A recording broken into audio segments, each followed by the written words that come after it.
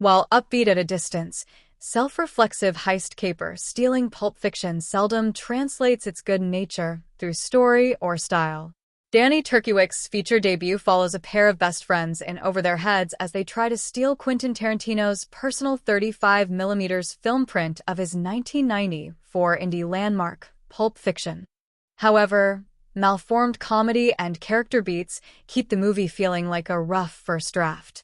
With a score that harkens back to the Pulp Fiction soundtrack and to Keith Mansfield's funky fanfare, the groovy tune played over tie-dye our feature presentation, pre-movie title cards in the 60s, and revived for repertory screenings. The film has no dearth of musical in-jokes. However, that's the extent of its metatextual prowess. In spite of its ceaseless references to Tarantino, paying homage to Hollywood's own remix maestro is an easy trick for a young director, but stealing Pulp Fiction makes even mimicry seem laborious.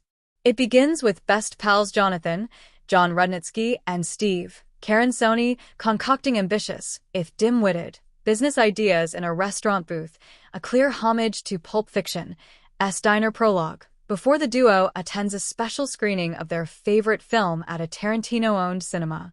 One of Steve's harebrained schemes involves founding a movie theater speakeasy, for which the film-loving pair decides to pinch the private print at the following week's engagement.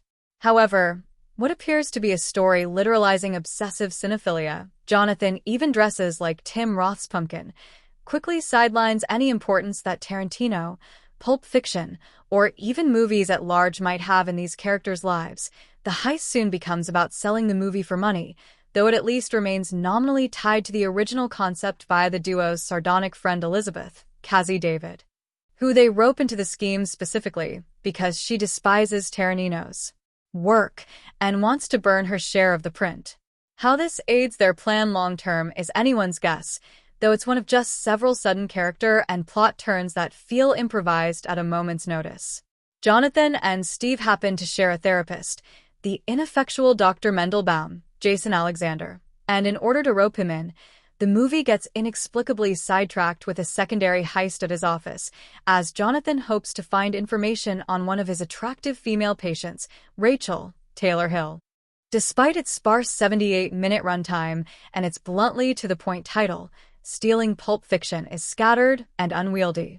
Most of its comedic punchlines are delivered clumsily, as the music abruptly cuts out in order to signal that a joke has been delivered.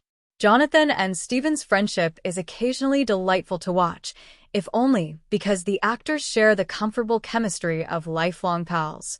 That the pair feel as though they've walked into any given scene from two separate movies, Sony from a naturalistic mumblecore piece, Rudnitsky from a stylized action pastiche, is surprisingly no issue, given how well the performers gel.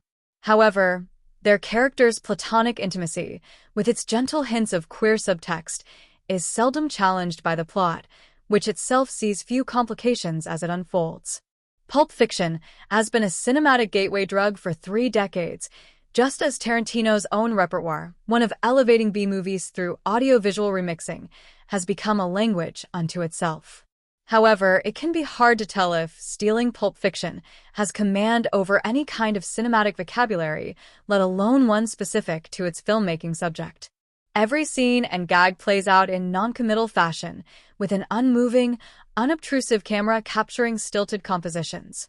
However, when things finally get going, which is to say, when the heist kicks off in Tarantino's cinema and Jonathan and Steve try to invade the projection booth, it becomes obvious that this movie's key cinematic reference point ought not to have been Pulp Fiction at all. Rather, it should have been Tarantino's edgier, bloodier and movie theater set Inglourious Bastard, to which stealing Pulp Fiction does eventually make passing reference, but in a manner unrelated to the heist.